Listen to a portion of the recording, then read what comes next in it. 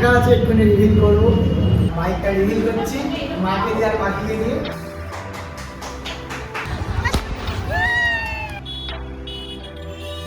Just 40 থেকে 80 যেতে কিন্তু কয়েকটা সেকেন্ড টাইম লাগলো।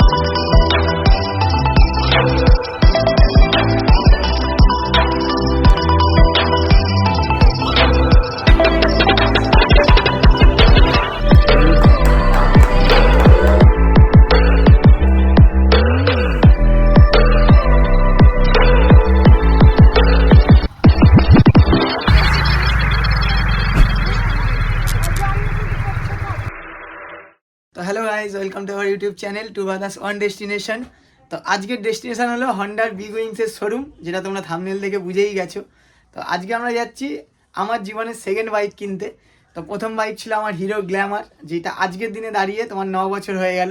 আর ঠিক 9 বছর পর জানুয়ারির 12 তারিখেই আমি যাচ্ছি আমার জীবনের সেকেন্ড বাইক কিনতে। তো আমার একটা ইচ্ছাই ছিল যে কটা জীবনে বাইক কিনবো আর কি, সেই কটা বাইকই আমি 12 তারিখ কিনবো জানুয়ারির, কারণ 13 তারিখ আমার জন্মদিন। তো চলো টাইম নষ্ট না করে ঝটাপট বেরোই রাস্তায়, আর তোমাদের রাস্তা দেখাতে দেখাতে নিয়ে যাই বিগ উইংসের শোরুমে। একটা বাইক কিনতে যাবে এতজন? অবশ্যই আর প্রথমটা বার আমাকে আর নিয়ে গেছিলি।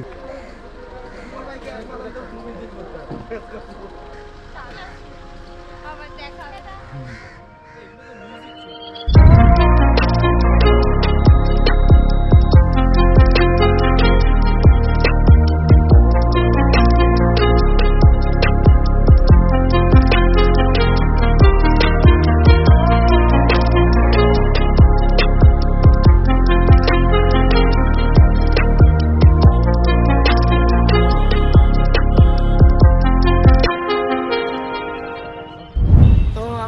বাইকটাকে রেখে দিয়েছি, রেখে এই যে আমরা 4 বন্ধু, এদিকে মা আছে, আমার বোন আছে। তো আমরা চলে এসেছি দেখো হন্ডার বিগ উইংসের শোরুমে। তো চলো ভেতরে যাই।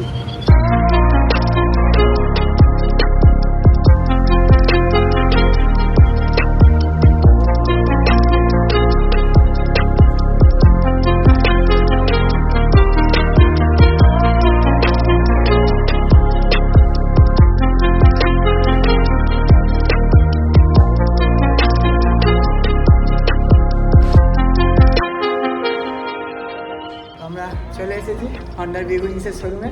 তো কিছু পেপার ওয়ার্কস আছে, ওগুলো করে তোমাদের বাইকটা দেখাচ্ছি। আমার মা, বোন, পাখি, একে তো দেখেইছো পুরো কেদারনাথ 4 ধাম যাত্রা, ভাই, ঠিক আছে। এদিকে আকাশ, আজ আমার সাথে যেতে পারিনি, বাবাই, ঠিক আছে। তো চলো কিছু পেপার ওয়ার্কস আছে, এখানে দিদিরা বসে আছে, সব পেপার সাইন টাইন কিছু করতে হবে, তাকে সাইন টাইন করে নেই, তারপর বাইকটা দেখাচ্ছি।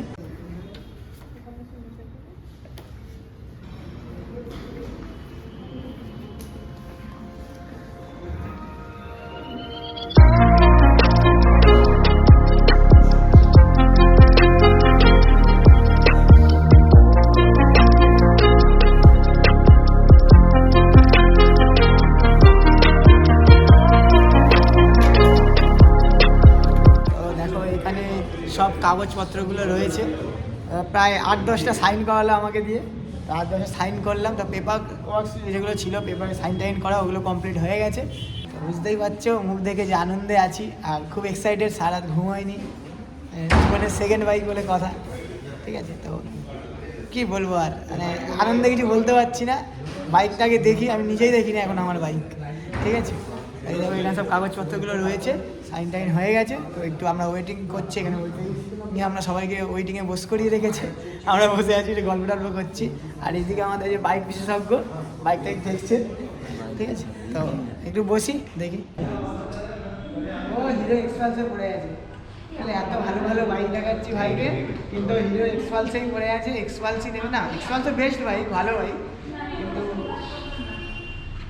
পয়সা কা ফারাকে। যাচ্ছি বাইকের কাছে।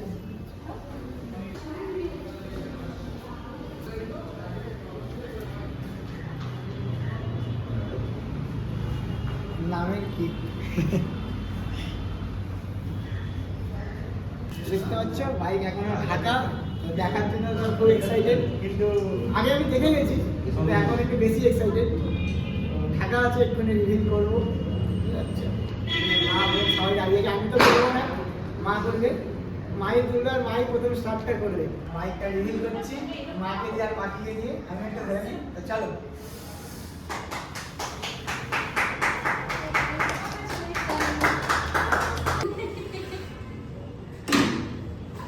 মাকে দিয়ে প্রথম স্টার্ট করা যাবে না, এটা ঠিক হ্যাঁ দেখো দেখো।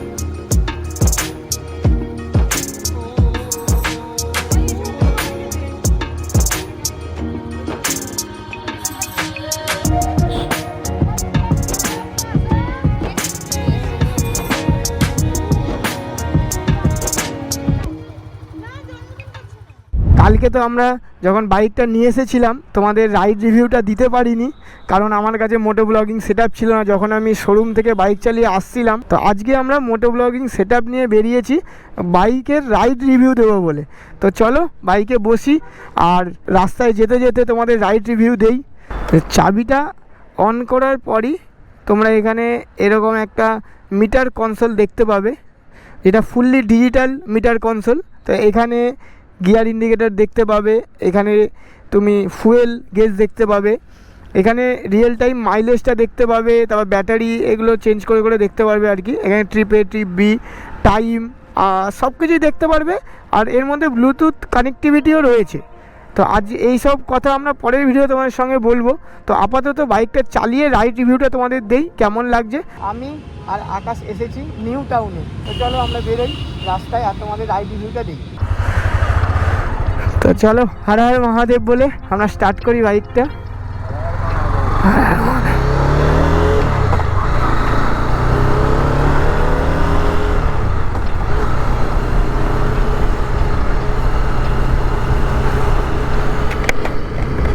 আচ্ছা, ফার্স্ট ইমপ্রেশন বাইকটা কিন্তু খুবই স্মুথ, আর যেহেতু হন্ডার ইঞ্জিন স্মুথ তো হবেই। আরে বাপরে, স্পিড কিন্তু মারাত্মক, মানে বাইকের যে স্পিড উঠছে এ দেখো। আমরা মোটামুটি এখন এখানে যদি থাকি ফার্স্ট গিয়ারে, ঠিক আছে, তো দেখো স্পিড উঠছে কি সুন্দর, এই 25 উঠে গেল।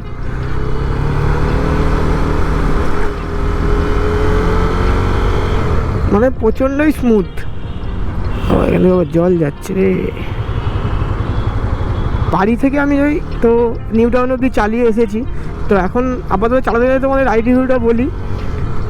স্পিড কিন্তু মানে এর যেহেতু 24.4 ম্যাক্স পাওয়ার, আর টর্ক কিন্তু পাওয়ারের থেকে বেশি 25.6 টর্ক, মানে বুঝতে পারছো টর্ক বেশি হওয়া মানে হচ্ছে বাইকের যে ইনিশিয়াল পিক আপ ওটা কিন্তু খুব ভালো উঠবে। তো দেখো যেহেতু আমি থার্ড গিয়ারে যখন 40-এ আছে, জাস্ট 40 থেকে 80 যেতে কিন্তু কয়েকটা সেকেন্ড টাইম লাগলো, মানে মিনিট তো ছিল, কয়েকটা সেকেন্ড টাইম লাগলো। এটা কিন্তু খুব ভালো। আর বাইকের সবচেয়ে আমার যেটা দুটো জিনিস পছন্দের সেটা হচ্ছে হ্যান্ডেলিং আর হচ্ছে সিটিং পজিশন। তুমি যদি লং রাইডে যাও, লং রাইডের জন্য সব থেকে যেটা আর কি জরুরি সেটা হচ্ছে তোমার হ্যান্ডেল আর হচ্ছে সিটিং কমফর্ট। তো এই বাইকটা কিন্তু সিটিং কমফর্ট খুবই ভালো, মানে বসার যে পশ্চারটা আছে ওটাও খুব ভালো, আর হ্যান্ডেলিংটাও খুব ভালো। মানে ট্রাফিকেও তুমি আর কি আঁকাবাঁকাভাবে তুমি যেতে পারবে, কোনো অসুবিধা হবে না। সিটি রাইডের জন্য তো খুবই ভালো, আর লং রাইডের জন্যও আমি তোমাদের এটা প্রেফার করব। এই যে সিট আর সাসপেনশানটা, এটা দুটোই কিন্তু একটু হার্ডার সাইডে আছে, একটু হার্ড। ব্যাক সাসপেনশন যেটা রয়েছে আর সিট যেটা রয়েছে ওটা একটু হার্ড। আর এটার জন্য তোমরা আর কি যেটা আফটার মার্কেট কিনতে পাওয়া যায়, তোমার এয়ার সিট যেগুলো হয় আর কি, নানান ধরনের কোম্পানির হয়, ওগুলো 1000 থেকে 2000 টাকার মধ্যে পেয়ে যাবে। ওগুলো যদি একটা তোমরা কিনে নিতে পারো তাহলে এই প্রবলেমটাও তোমাদের চলে যাবে। কিন্তু এর যে সিটিং পজিশন আর হ্যান্ডেলিং এটা কিন্তু খুবই ভালো। আর যাই হোক, 125 সিসির বাইকের থেকে আমি 300 সিসির বাইকে সুইচ করেছি, তো আমার এক্সপিরিয়েন্সও পার্সোনালি খুবই ভালো লাগছে চালিয়ে। আর এই বাইকটার সঙ্গে মোটামুটি R15, MT-15 এগুলো তুমি কম্পেয়ার করতে পারো, মোটামুটি একই দামের মধ্যে এগুলো আসে। যেহেতু এটা 2,07,000 টাকা আমার দাম পড়েছে, তো এগুলো তো আমার আসে। কিন্তু আমি তো সব বাইক চালিয়েছি, মোটামুটি টেস্ট রাইড নিয়েছি বা বন্ধুদের কারো বাইক আছে সেগুলো চালিয়েছি। আমার পার্সোনালি এই বাইকটা খুব পছন্দ হয়েছে, কারণ হচ্ছে সিটিং পজিশন। আমি লং রাইডে যাওয়ার জন্য নিচ্ছি, আর লং রাইডে তো আমি একা যাবো না, আমার সঙ্গে আমার পিলিয়ান সবসময়ই থাকবে, আকাশ থাকবে। তো সেই কারণে নেওয়া এই বাইকটার পিলিয়ান আর হচ্ছে রাইডার দুটো সিটই খুবই কমফোর্টেবল। এখনও বাইকের অনেক কাজ বাকি, যেহেতু দেখো সামনে আমার লেগ গার্ড নেই, লেগ গার্ড লাগাতে হবে। পেছনে তোমার লাগাতে হবে হচ্ছে তোমার top rack, saddle stay, saddle bag কিনতে হবে। ওগুলো একটা আলাদা, আমি কেনার পর লাগানোর পর ওরকম আলাদা একটা ভিডিও তো আসবে। তো দেখো এটা তোমাদের দেখাই, এটা হচ্ছে ফার্স্ট গিয়ার মানে 30-40 তোমার উঠে যাবে। বাইকে যে ইনিশিয়াল পিক আপ কিন্তু খুবই ভালো। দেখো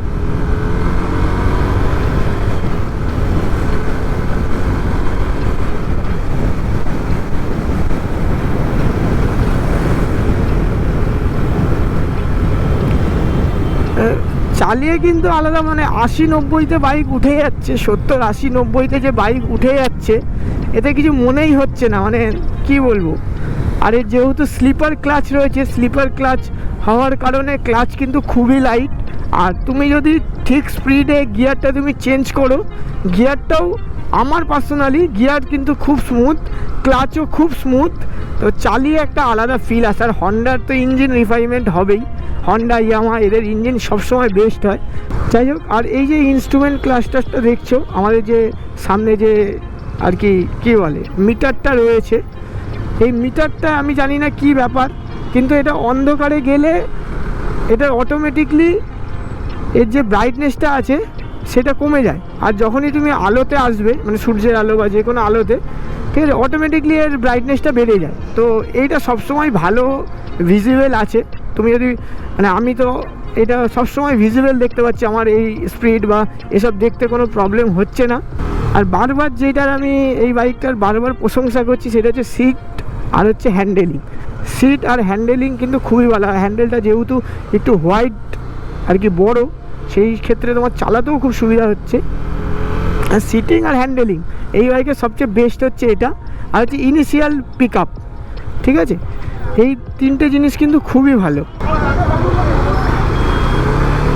তো চলো, এখানে একটু জ্যাম রয়েছে, জ্যামটা কাটিয়ে আবার কথা বলছি।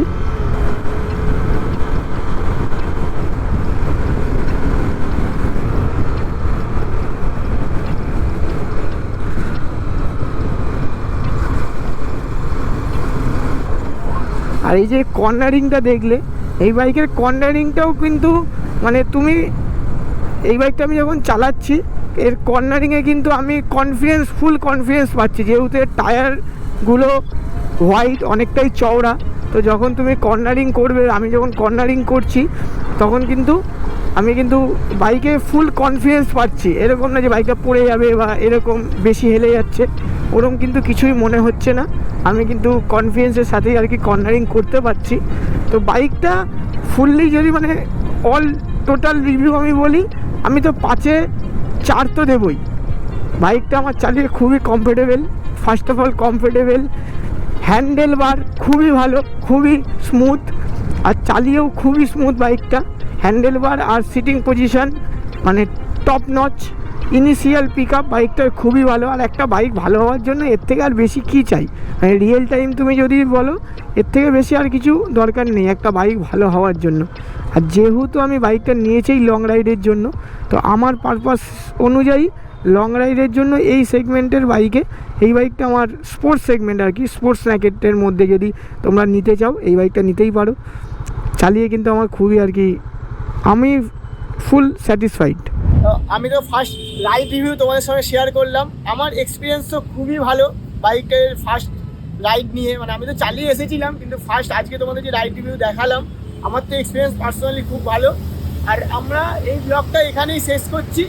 নেক্সট ভিডিও আমরা নিয়ে আসবো বাইকটার সম্বন্ধে, কী কী স্পেসিফিকেশান, ফিচার্স এসব নিয়ে আমরা নেক্সট ভিডিও নিয়ে আসছি। আজকের ভিডিওটা এখানেই শেষ করি। তো চলো, হর হর মহাদেব।